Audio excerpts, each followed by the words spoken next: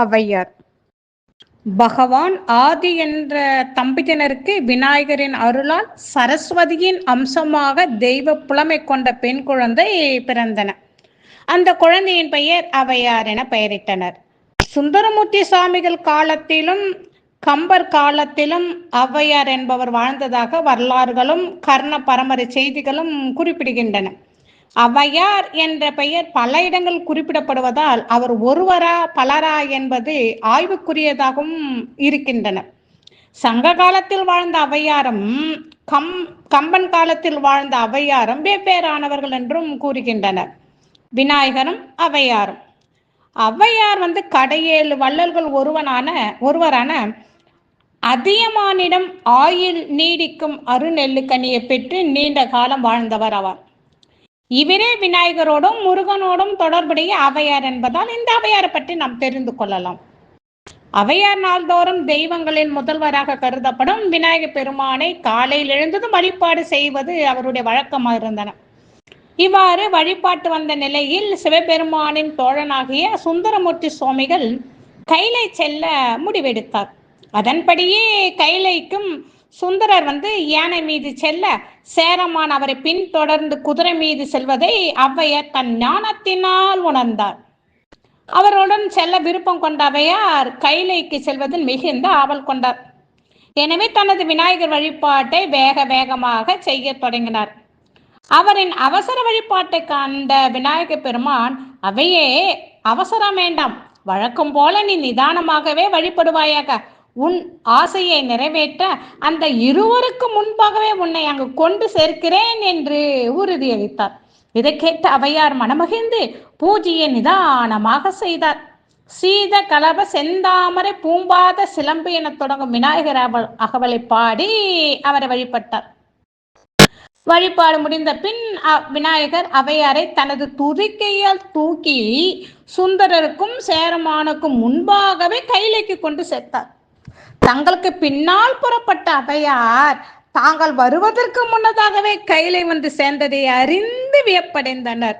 இந்த அதிசயம் எப்படி நிகழ்ந்தது என்பதை அறிய ஆவல் கொண்டனர்.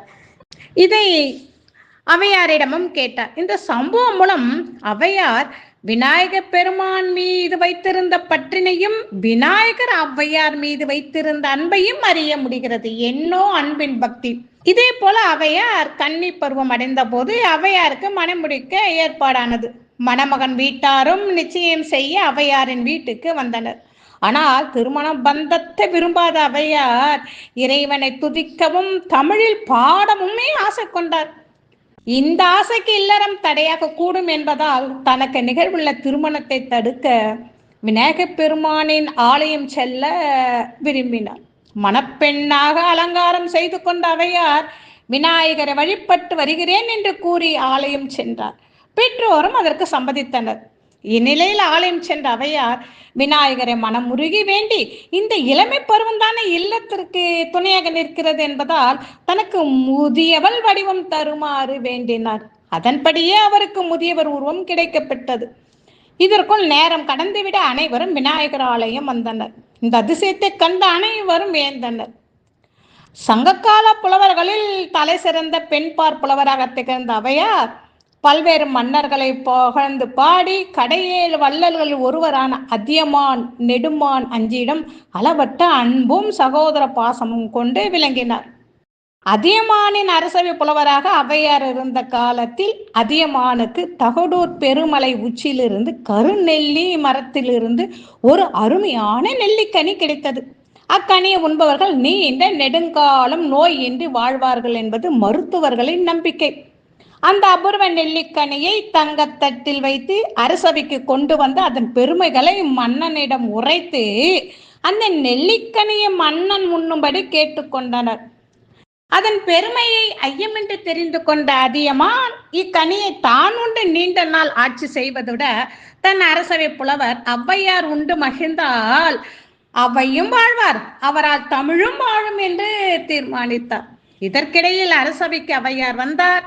அவரிடம் தான் வைத்திருந்த அரிய நெல்லிக்கனியை அதியமான் கொடுத்து உண்ணுமாறு கேட்டுக்கொண்டார். அதன்படி அந்த நெல்லிக்கனியை பெற்றுக்கொண்ட ஔவையார் அக்கனியை விருப்பத்துடன் உண்டு மகிழ்ந்தார். அதன் சுவையை பெரிதும் பாராட்டினார். அதன்பின் அவையார் அந்த நெல்லிக்கனின் அருமை பெருமைகளை அதியமான் அவரிடம் எடுத்துரைத்தார். அவையே, தாங்கள் உண்ட நெல்லிக்கனி பிற கனிகளை போன்றதல்ல.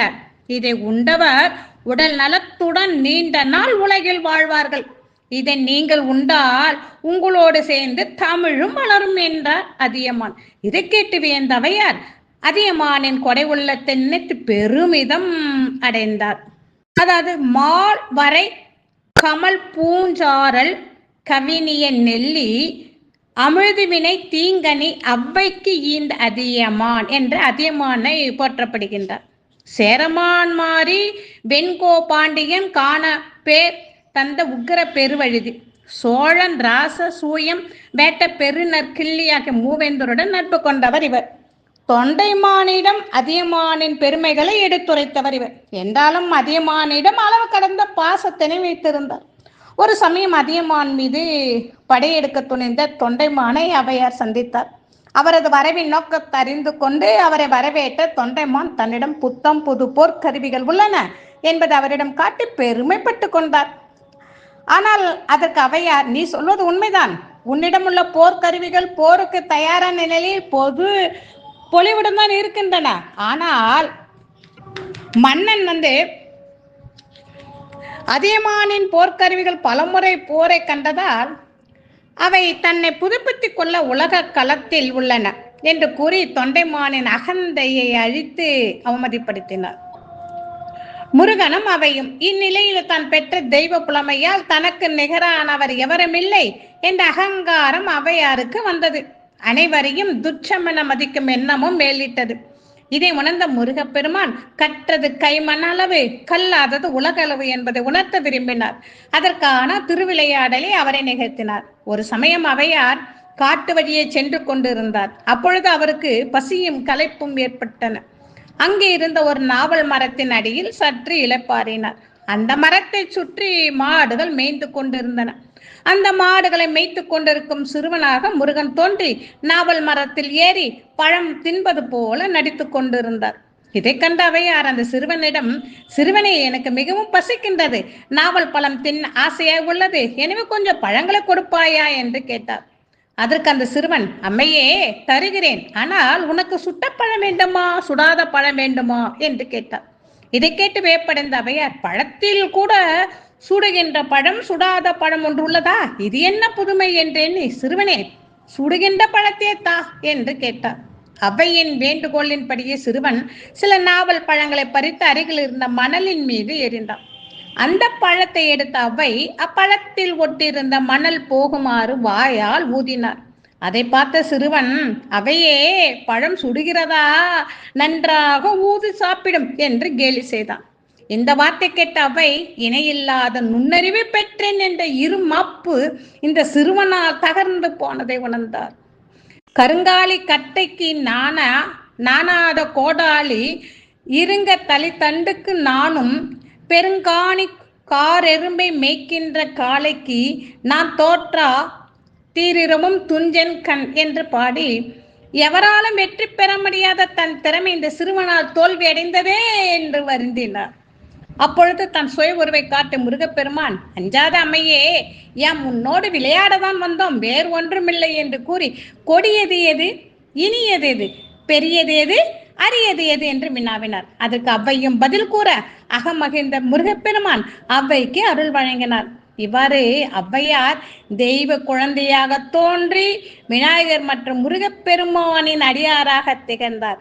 அதே போல சங்க புலவர்கள் குறிப்பிடத்தக்கவராகவும் விளங்கினார்.